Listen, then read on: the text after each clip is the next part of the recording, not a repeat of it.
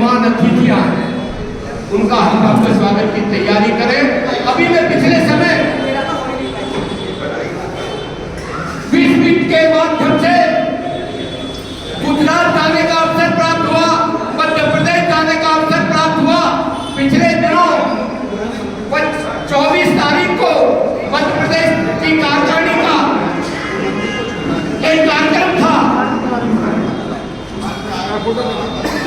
सागर में। मध्य प्रदेश में सागर में एक स्थान है, वहां पर गुरु रविदास जी का ऐसा भव्य मंदिर, माननीय भारत के सबसे बड़े लोकतंत्र, भारत के प्रधानमंत्री आदरणीय नरेंद्र मोदी जी के द्वारा उसका शिलान्यास किया गया था। वो ऐसा भव्य रूप में मंदिर बनने जा रहा है जिसका 60% लगभग कार्य पूर्ण हो गया है और आने वाले समय में बहुत जल्दी उसकी तैयारियां संभवतः आदरणीय प्रधानमंत्री जी उसका उद्घाटन करने जा रहे हैं। इस कड़ी में भी हमें वहां जाने का अवसर प्राप्त हुआ। दोस्तों, वो केवल मंदिर ही नहीं बल्कि ज्ञान का एक सागर बनने जा रहा है, ज्ञान मार्जन करने का एक केंद्र बनने जा रहा है। शिक्षा से संबंधित, व्यायाम से संबंधित एक शोध संस्थान की उसमें व्यवस्था की गई है।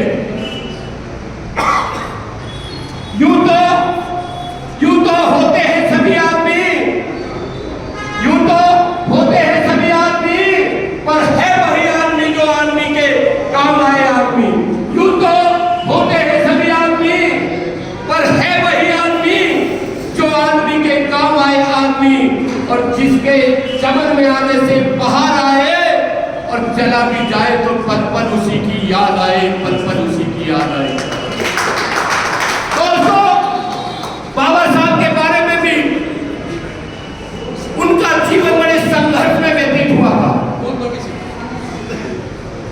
जब बाबा साहब शिक्षा ग्रहण कर रहे थे, विषम परिस्थितियां थी, छुआछूत का बोलबाला चरम सीमा पर था। उनसे कहा गया आपको स्कूल में पढ़ने के लिए कोई स्थान नहीं मिलेगा। तो बाबा साहब ने कहा मैं फिर भी पढ़ूंगा। मैंने कहा बाहर भी बैठकर आपको पढ़ने के लिए कोई जगह या स्थान नहीं मिलेगा। तो बाबा साहब ने कहा मैं फिर भी पढ़ूंगा। अगर बाबा साहब इस अपमान को अपमान मानकर बैठ जाते तो शायद महान नहीं बन पाते। कहते हैं कि जिंदगी जीना आसान नहीं होता, जिंदगी जीना आसान नहीं होता, और संघर्ष के बिना कोई महान नहीं होता। जिंदगी जीना आसान नहीं होता और संघर्ष के बिना कोई महान नहीं होता। और जब तक पड़े ना हथौड़े की चोट तब तक पत्थर भी भगवान नहीं होता, पत्थर भी भगवान नहीं होता। यानी पत्थर में से भी भगवान को हथौड़ी और छेनी की चोटों से मार मार कर निखारा जाता है, उसमें से भगवान को निखारा जाता है। एक बार मैं माननीय मंत्री जी के बारे में एक उदाहरण दूंगा। बहुत ही सरल स्वभाव के धनी है। एक बार एक राजा के दरबार में राजा साहब ने कहा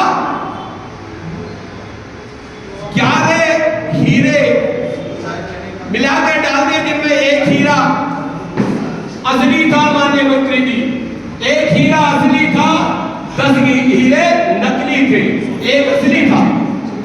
उसने कहा कि जो असली हीरे को पकड़ के दिखाएगा उसको राजपाट का 1/3 भाग दाम में दे दिया जाएगा। बड़े बड़े लोगों ने दिमाग लगाया, बुद्धि लगाई, लेकिन असली हीरे को पकड़ नहीं पाए।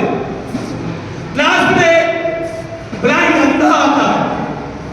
उसने कहा राजा साहब मुझे अनुमति दीजिए, मैं असली हीरे को पकड़ के दिखाऊंगा।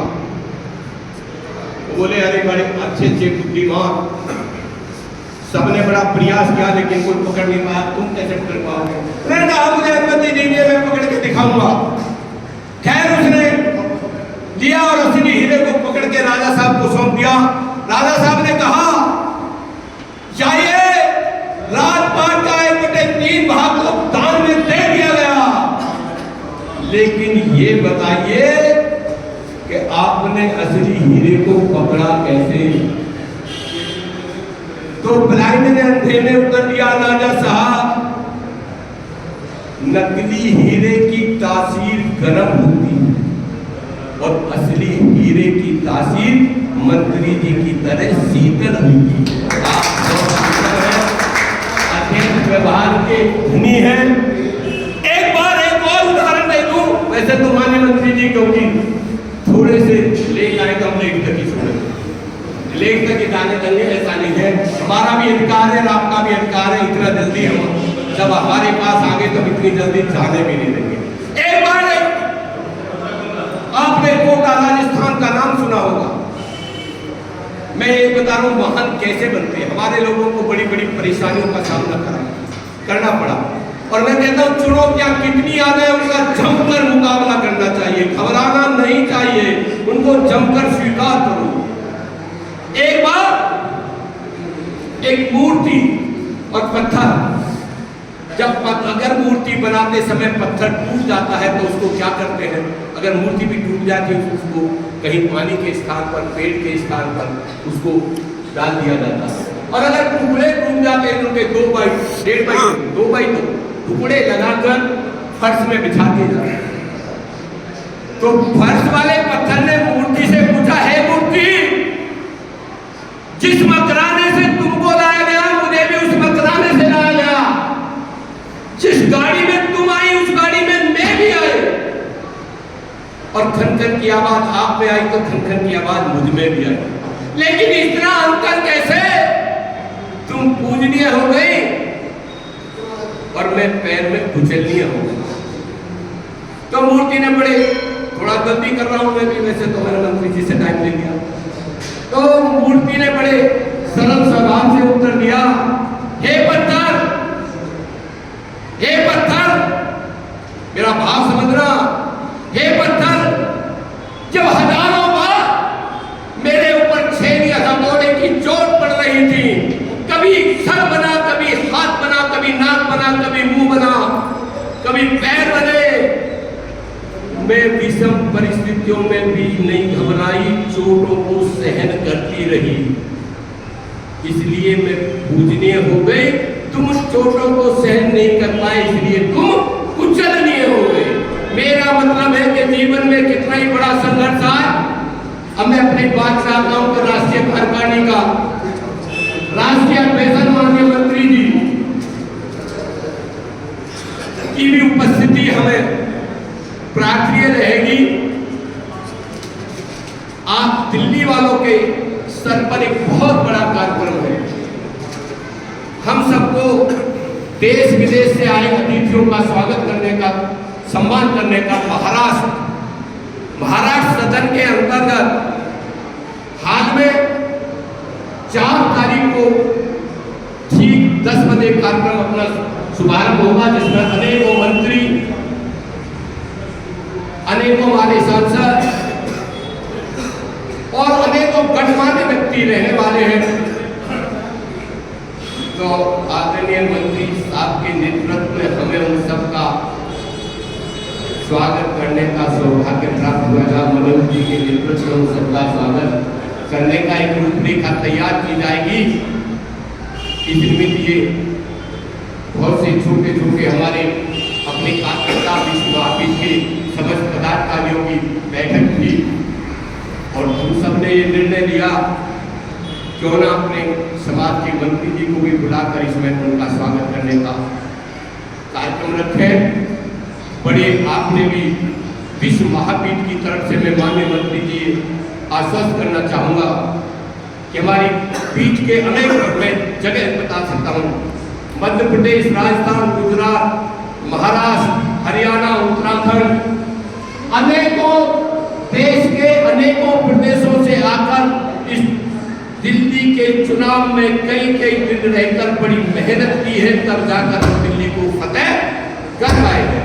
और एक बात मैं बता दूं, कोई संकोच नहीं मुझे कि जब छोटेपन में मैं छोटा था, विद्यार्थी परिषद का कार्य करता था, तो जब देश के प्रधानमंत्री अगर किसी विदेश की यात्रा पर जाते थे तो मुझे टीवी में